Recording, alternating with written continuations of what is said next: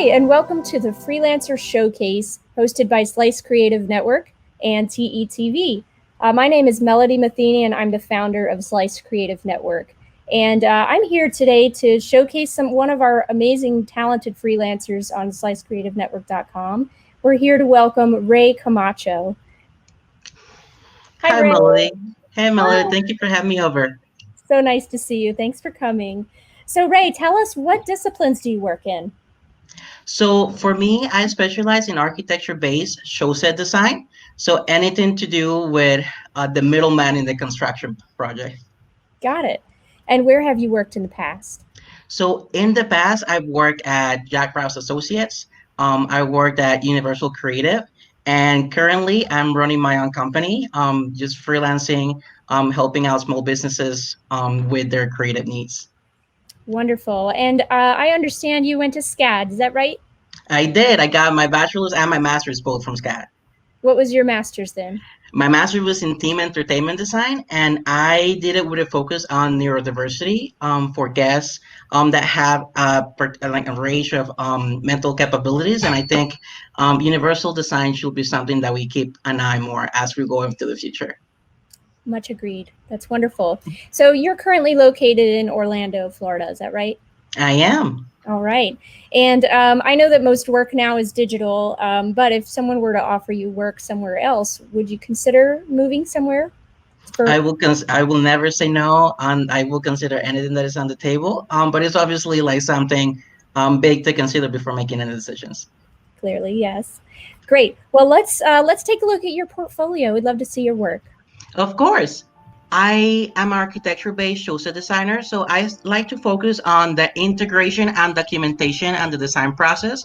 So it's basically saying how all the different 3D softwares and disciplines all come together under one software, and using that software, you get a pipeline that you can get from concept design all the way to construction documentation using very little people and very little resources that allow to maximize all the things that all the designs that you might be able to have in mind. So going through like everything that I do, I have a particular emphasis and specialty on Revit and how Revit can communicate with other different 3D softwares, meaning like it's something like 3ds Max or Maya or Unreal or Rhino, and having all those softwares talk to each other in a way that we all can have the information together in one software to be able to streamline everything. So a good example of what I do is this particular project. It's a it's a tavern theme design master plan for um, a quick service outpost. And basically how this project came to be, all of this is like a final 3D concept design art of the particular space that is the final product that you get after doing all the design documentation on an architecture based software. So once you are able to get not just the documentation for the software, you're also able to get all the pretty concept art pictures that come with it. And that's basically what I do. It's beautiful. All right. So another project that I believe showcases my capabilities of modeling inside Revit is this Phantom of the Opera, Music of the Night. Basically, the idea for the project is to have a team restaurant that has actors at a team dinner that allow Christine, which is the main character for the IP of Phantom of the Opera, to relive her memories in the ball. So it's basically the story goes on how I'm able to like how we're able to overlay team restaurant like storyline into a new building. So part of the discovery process for that was being able to model something in inside Revit that was able to capture the beauty of the Rococo Baroque archetype architecture in France, but also have it be getting the floor plans, the sections, and the elevations, and all the nuance and architectural type plans and construction documentation that you are able to get from a 3D model.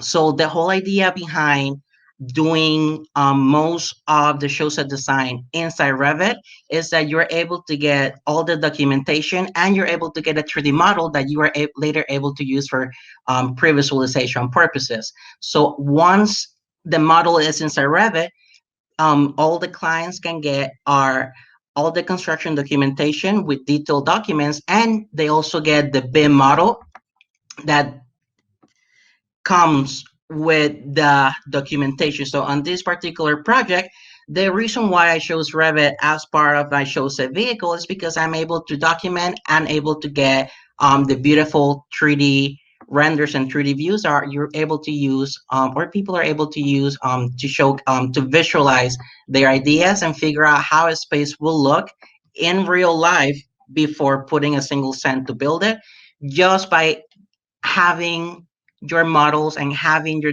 like your documents and having all your work per project consolidated in a single software.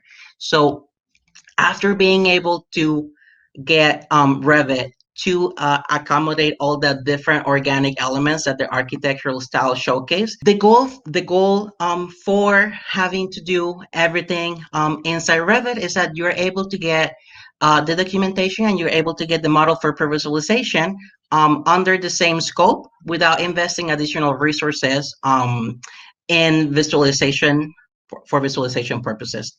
Wonderful. Very valuable. Thank you, Ray. What other disciplines do you work in or do you have interest in? So I really have an interest in a bunch of different disciplines, which is why I like to pursue shows that like design as a career path because it's the one design discipline that you have contact with everybody else. And as a show set designer, I'm able to talk the languages of all these other designers, meaning lighting designers, mechanical designers, industrial designers, that they all have place at the table, and I'm able to gather all that knowledge into one single cohesive package that delivers a creative intent that the client might be looking for to work on a particular project. So because I'm able to understand all those disciplines, I'm able to be as involved in the design process as the client needs me or is required to do, or be as disengaged as they need me to do. Some people are just looking for a drafter, some people are looking for an art director, and I've had the flexibility to in between those two paths and be flexible and fit in the needs of the client and be anywhere in that range. That's great. Now you were talking about languages, and I wanted to ask you: do you speak other languages? I do. I speak fluent Spanish and I speak a little bit of Portuguese. Wonderful. Well, if someone wants to contact you, what's the best way for them to do that?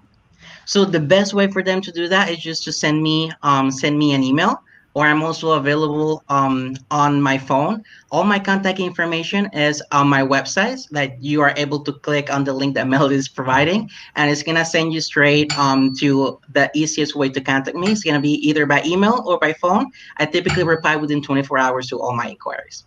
Wonderful. Well, thank you so much, everybody.